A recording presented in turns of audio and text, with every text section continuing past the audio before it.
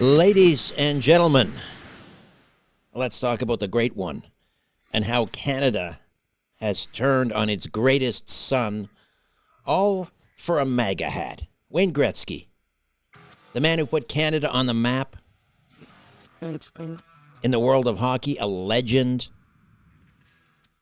a national treasure, a name so synonymous with excellence that his number 99 is permanently retired from the NHL. But now, in the land of the perpetually offended, in this country that seems hell-bent on eating its own, the mob has turned on Wayne Gretzky. Why? Because he didn't wear a Red Team Canada jersey at the Four Nations face-off. Because he had the audacity, the unmitigated gall, to be friendly with current U.S. President Donald Trump. That's it. That's the sin. That's the crime. Never mind that Wayne Gretzky has done more to promote and elevate Canada's status in the world than 99% of the politicians, journalists, and academics in this country combined. Never mind that he's brought pride to millions of Canadians and inspired generations of young athletes. No. The mob has spoken. He must be erased, canceled, banished. Because in modern Canada, we don't just eat our best and brightest.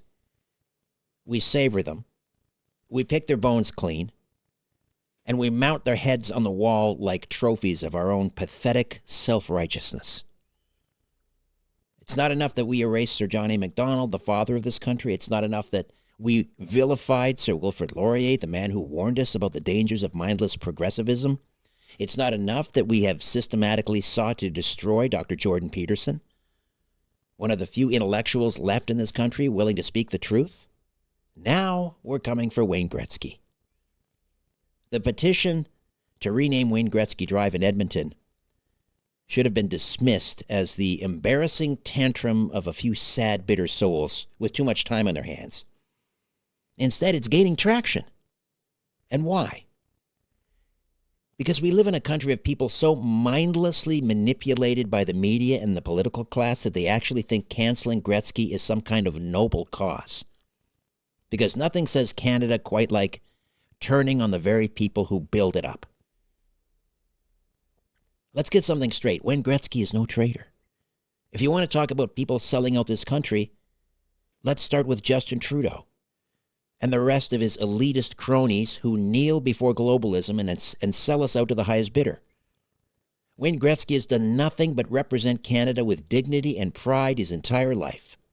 But now, his reputation is being dragged through the mud because he attended Trump's inauguration, wore a MAGA hat, didn't have an official statement denouncing Trump's joke about Canada being the 51st state. Really? This is the standard now? If you don't publicly affirm your loyalty to the Canadian outrage machine, you're a traitor? Where was the moral indignation when Trudeau pranced around in blackface? Where was this level of scrutiny when our government froze the bank accounts of peaceful protesters during the Freedom Convoy? Where was the righteous fury when Canadian churches were being burned to the ground with barely a peep from our media and political class? But no, let's focus our collective anger on Wayne Gretzky because he gave a thumbs up to the American team and didn't wear a jersey. I mean, you can't make this stuff up. This is not a serious country. Let's not stop with Gretzky. If we're really going down this road, let's cancel Bobby Orr, too. After all, he publicly endorsed Donald Trump. He dared to have an opinion that deviated from the media-approved narrative. That's all it takes these days. You can be one of the greatest hockey players in history, a man who carried Canadian hockey on his back. But if you step out of line, if you think for yourself, then you're done. Finished. Folks, we're living in an age where loyalty to the mob trumps everything. The media tells us who to hate, and like obedient little drones, far too many Canadians comply without thinking. This is the same mob mentality that has driven cancel culture to absurd new heights. We used to celebrate achievement in this country. Now we celebrate grievance. We used to admire those who rose to the top. Now we tear them down and call it progress. I have to ask, at what point do we wake up? At what point do we realize that this self-flagellation, this relentless war on our own history, our own heroes, our own best and brightest, is not only destructive but suicidal? A country that eats its own icons cannot survive. A country that turns on those who have done the best to bring it honor and glory is a country in decline. Wayne Gretzky is the embodiment of everything Canada used to stand for: hard work, excellence, sportsmanship, humility. But in modern Canada, those things don't matter anymore. What matters is ideological purity. What matters is submission to the narrative. And if you refuse, if you remain silent instead of offering the required denunciations, you're guilty by association.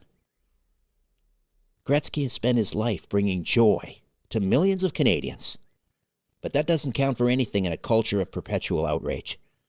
The people coming after him aren't interested in nuance or history or legacy. They're interested in destruction. They want to tear down, erase, rewrite the past to suit their ever-changing ideological whims. Well, I say enough. Enough of this madness. Enough of the self-loathing. Enough of the cancel culture that punishes people for nothing more than their personal associations. If Wayne Gretzky, the great one, can be thrown to the wolves for nothing more than a hat and a handshake, then who among us is safe? So here's my challenge to every sane Canadian left in this country. I'm hoping there are a few. Stand up for Wayne Gretzky. Stand up for Bobby Orr. Stand up for the people who made this country great. Push back against this nonsense, this utter inanity, before there's nothing left to defend. If we don't, the milk will keep rising to the top. And the best among us will continue to be skimmed away, leaving us nothing but the bitter dregs of mediocrity and resentment. Wayne Gretzky is a Canadian legend.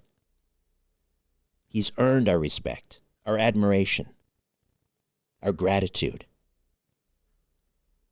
And I, for one, refuse to stand by and let this country cancel the great one over something so absurdly trivial. If Canada has reached a point where Wayne Gretzky is no longer good enough, then maybe, just maybe, it's not Gretzky who needs to change. It's us. Hey, this is Richard Syrett. Welcome to my YouTube channel. Don't forget to like and subscribe.